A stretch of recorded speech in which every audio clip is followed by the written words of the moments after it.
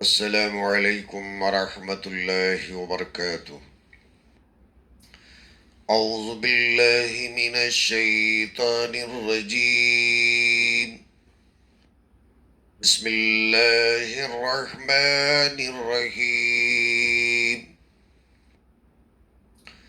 الحاقۃ ما الحاقۃ وما ادراک ما الحاقۃ، كذبت ثمود وعاد بالقارعة، فأما ثمود فأهلكوا بالطاغية، وأما عاد فأهلكوا بريح صرصر عاتية سخرها عليهم 7 ليال وثمانية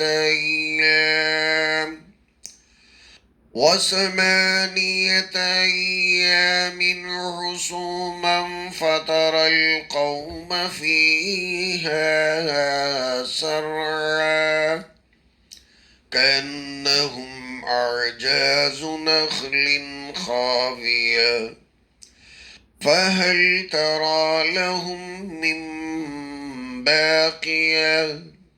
وجاء فرعون ومن قبله والمؤتفكات بالخاطئة فعصوا رسول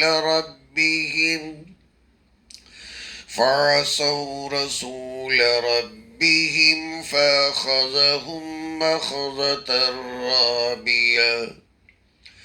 إنا لما طغى الماء حملناكم في الجارية لنجعلها لكم تذكرة وتعيها أذن واعية. صدق اللہ العظیم۔ اللہم صلی علی محمد وعلی آل محمد کما صلیت علی ابراہیم وعلی آل ابراہیم انک حمید مجید۔ اللہم بارک علی محمد وعلی آل محمد كما باركت على إبراهيم وعلى آل إبراهيم إنك حميد مجيد۔ بارگاہ خداوندی میں حزب معمول ہم تمام غربا فقراء مساکین کی دعا ہے، مولا کریم محض اپنے فضل اور کرم سے ہم تمام کی بخشش فرما دے، ہمارے گناہوں کو معاف فرما دے۔ الیکشن کے بعد میں، انتخابات کے بعد میں جو نتائج برآمد ہوں گے، مولا کریم محض اپنے فضل اور کرم سے ہم تمام کے تعلق سے، ملک کے تعلق سے خیر و عافیت کا معاملہ فرمائے، آمین یا رب العالمین۔ یہ سورہ حاقہ کی ابتدائی آیات کریمہ اللہ تعالیٰ بیان فرماتے ہیں، بسم اللہ الرحمن الرحیم۔ شروع کرتا ہوں میں اللہ کے نام سے جو بڑا ہی مہربان نہایت رحم والا۔ الحاقہ، حقانیت کے ساتھ ہو رہنے والی۔ ملحاقہ، کیا ہے وہ حقیقت کے ساتھ ثابت ہو کر رہنے والی۔ وما ادراک ما الحاقہ، اللہ کے نبی آپ کو کیا پتا ہے کہ وہ کیا ہے جو ثابت شدہ شے ہو کے رہنے والی۔ کذبت ثمود وعاد بالقاریہ، کھڑاکے کے ساتھ کھڑکھڑا دینے والی اس چیز سے قوم ثمود اور قوم عاد نے جھٹلایا۔ فاما ثمود فاہلکوا بالطاغیہ، رہی بات قوم ثمود کی تو آتشی چنگھاڑ سے ہلاک کر دیے گئے۔ وَأَمَّا عَادٌ فَأُهْلِكُوا بِرِيحٍ صَرْصَرٍ عَاتِيَةٍ، رہی بات قوم عاد کی تو یہ تیز و تند باد سموم سے غارت کر دیے گئے. سخرها علیہم 7 لیال و 8 ایام حسوما، 7 راتیں اور 8 دن لگاتار پے در پے ان پر یہ ہوا چلتی رہی. فَتَرَ الْقَوْمَ فِيهَا سَرْعَىٰ، اس میں آپ دیکھیں گے کہ پڑے ہوئے كَأَنَّهُمْ أَعْجَازُ نَخْلٍ خَاوِيَةٍ، گویا کہ کھجور کے تنے ہیں کھوکھلے جو گرے ہوئے ہیں. فَهَلْ تَرَىٰ لَهُم مِّن بَاقِيَةٍ، کیا آپ ان میں سے کسی کو باقی موجود پاتے ہیں؟ وَجَاءَ فِرْعَوْنُ وَمَنْ قَبْلَهُ وَالْمُؤْتَفِكَاتُ بِالْخَاطِئَةِ، فرعون اور اس سے ما قبل کے جو نافرمان قوم لوگ اور جو بستیاں عذاب الہی سے الٹ دی گئیں خطا کار رہی ہیں. فَعَصَوْا رَسُولَ رَبِّهِمْ فَأَخَذَهُمْ أَخْذَةً رَّابِيَةً، انہوں نے اپنے پروردگار کے پیغام بروں کی نافرمانی کی سو اللہ تعالیٰ نے سخت دارو گیر میں پکڑ لیا. اِنَّا لَمَّا طَغَى الْمَاءُ حَمَلْنَاكُمْ فِي الْجَارِيَةِ، پانی میں طغیانی جب آ گئی تو ہم نے تم تمام کو کشتی کے اندر سوار کر لیا. لِنَجْعَلَهَا لَكُمْ تَذْكِرَةً، تاکہ کشتی تمہارے لیے یادگار نصیحت بن جائے. وَتَعِيهَا أُذْنٌ وَاعِيَةٌ، اور یاد رکھنے والے کان اسے یاد رکھیں. قیامت خیز ہنگامے کا اللہ تبارک و تعالیٰ بڑے بلیغ الفاظ کے اندر، ایسے الفاظ کے اندر اردو کے اندر دامن تنگ پڑ جاتا ہے کہ ان کا ترجمہ کیا کیا جائے. مختلف مترجمین نے، ترجمہ کرنے والوں نے، معنی بیان کرنے والوں نے الگ الگ اپنے اپنے حساب سے اس کا معنی کیا. اور جیسے میں نے بھی حاقہ کا ملحاقہ کا وما ادراک ملحاقہ کا ترجمہ کیا، حقانیت کے ساتھ ہو رہنے والی، ایک ایسی ہو رہنے والی چیز ہے اور جس کے ہو رہنے میں، واقع ہو جانے میں، ثابت ہو جانے میں رائی کے دانے کے برابر بھی شک نہیں ہے، اور وہ قیامت کا دن ہے. حق کا اللہ نے اس لیے بیان فرمایا کہ اس کے آن موجود ہونے میں، اس کے واقع ہو جانے کے اندر جھوٹ کا تو سوال نہیں، شک کی بھی گنجائش نہیں. لا ریب فیہ، جیسے قرآن کی حقانیت کے اندر کوئی شک نہیں، کوئی شک گزرتا نہیں، قیامت کے برپا ہونے میں بھی کسی کو کوئی شک نہیں ہونا چاہیے. تو اللہ تعالیٰ نے شک کا جو لفظ ہوتا ہے اور ضد میں اسے حقہ کے نام سے اللہ نے تعمیر فرمائی، اور یہ ارشاد فرمایا کہ یہ چیز اتنی ثابت شدہ ہے کہ اسے کوئی انسان یوں سمجھ لے کہ اب آنکھوں کے ساتھ سامنے اپنے آنکھوں سے نظارہ کر رہا ہے. جیسے دن کو کوئی دیکھ کر رات کہہ نہیں سکتا اور دن کے تعلق سے کسی کو شک کی گنجائش نہیں ہوتی، ایسے ہی اللہ تعالی قیامت کے تعلق سے حاقہ کا لفظ بیان فرما کر یہ باور کراتے ہیں اور یہ یقین دلاتے ہیں. اور جیسے تم لوگوں کے لیے سورج کے نکلنے پر النہار موجود، جس طریقے سے حاقہ اور حقیقت بن کر دن سامنے آ جاتا ہے، اسی طریقے سے قرآن پڑھنے والے مسلمان کے عقیدے میں بھی ایک دن کی طرح قیامت ہمیشہ اس کی آنکھوں کے سامنے برپا نظر آتی ہے، جس میں کافر کی طرح کوئی شک اور شبہ کی گنجائش نہیں، اور مسلمان شک میں مبتلا ہوتا ہی نہیں ہے.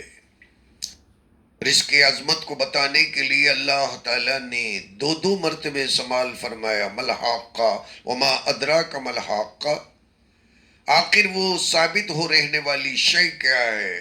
آپ کو پتہ بھی ہے کہ وہ ثابت شدہ شے قیامت کے اتنے بڑے ہنگامے کے ساتھ برپا ہو کر رہنے والی.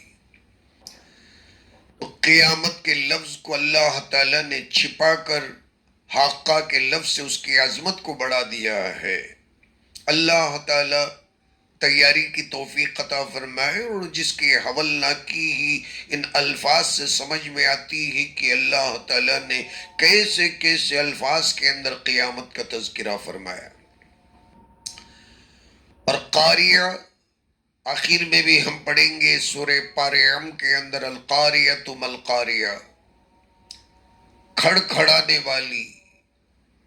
اور جیسے بندہ دستک دیتا ہے نا، ایک تو وہ دستک کی آواز ہوتی ہے، کھڑ کھڑا دینا، اور جیسے بجلی کی کھڑکھڑاہٹ ہوتی ہے. تو یہ تو بجلی قیامت کی آواز کے سامنے اس کا تو کوئی موازنہ ہی ہو نہیں سکتا، اور کوئی پیمانہ ہی نہیں. اور جب ہم نہیں دیکھے تو قیامت کی آواز کا پیمانہ کیا بیان کر سکتے ہیں؟ اس کی آواز کی بلندی کیا ہو سکتی ہے، اور اس کا پیمانہ کیا ہو سکتا ہے؟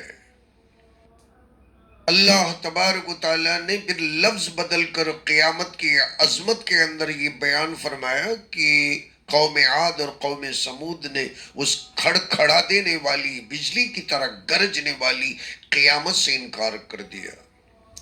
اصل میں کافروں پر جو عذاب آیا نا، تو انہی دو تین جو باتیں اللہ ریپیٹ کر کے بیان فرماتے ہیں: پیغمبروں کا انکار کرنا، اللہ تعالیٰ کے پیغمبروں کا صاف انکار کر دینا، اور دوسرے نمبر پر قرآن مجید کا انکار کر دینا، اور تیسرے نمبر پر قیامت کا انکار کر دینا. جب ہم مر کر مٹی پلید ہو جائیں گے، قبر میں چلے جائیں گے، تو کیا ہم دوبارہ زندہ کیے جائیں گے؟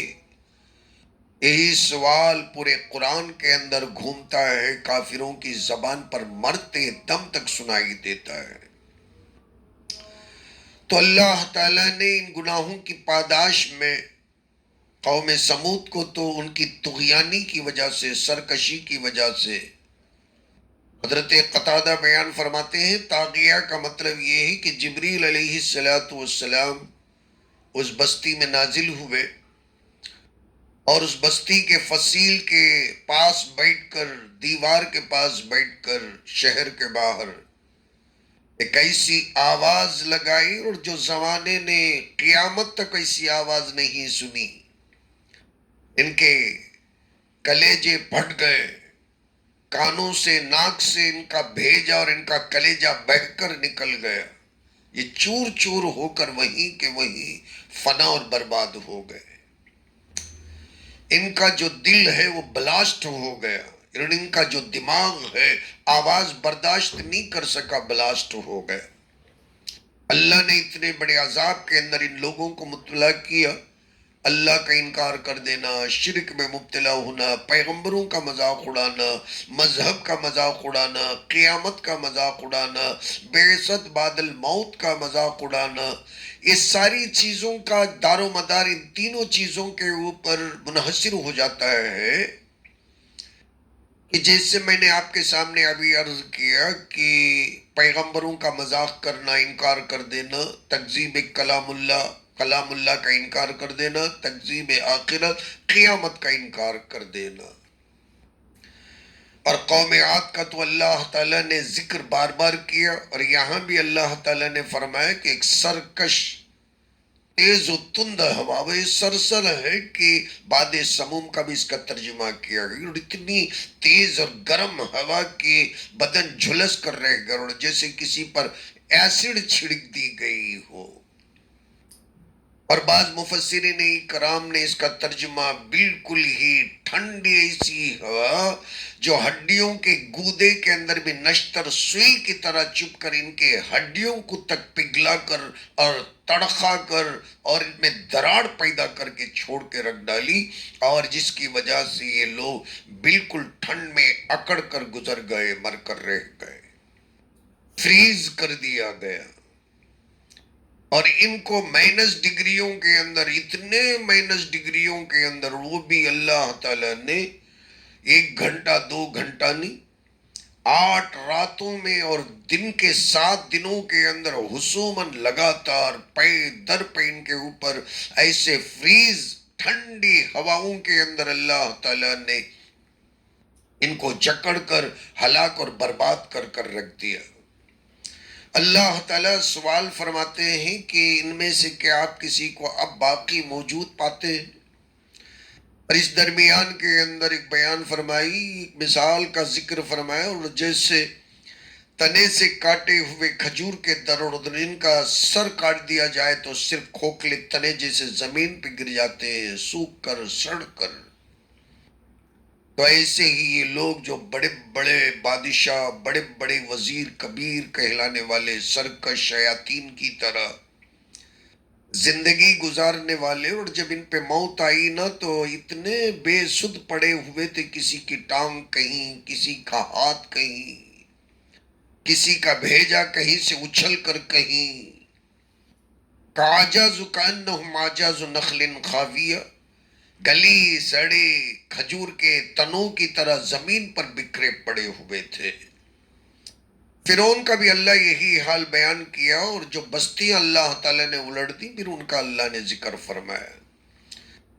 اخیر میں جو میں نے آیتوں کی تلاوت کی، فرمایا کہ اس کے اندر نوح علیہ السلام کی کشتی کا اللہ نے ذکر فرمایا، اور یہ کوئی معمولی کشتی نہیں کہ اتنے بڑے طوفان کے اندر اللہ نے جو معجزانہ کشتی بنائی، اس لیے اس کشتی کو اللہ نے تذکرہ فرمایا کہ ایک یادگار ہے، ایک معجزہ ہی، ایک اللہ کی نشانی کہ اتنے بڑے طوفان کے اندر اس کشتی کا چلنا، اور پھر اسے یاد رکھنے والے کان یاد رکھے جانے والا یہ معجزہ ہے۔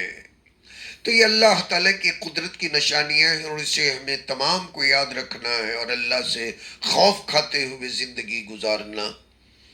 اللہ سے دعا ہے اللہ تعالیٰ ہمیں قیامت کے لیے، موت کے لیے تیاری کرنے کی توفیق عطا فرمائے۔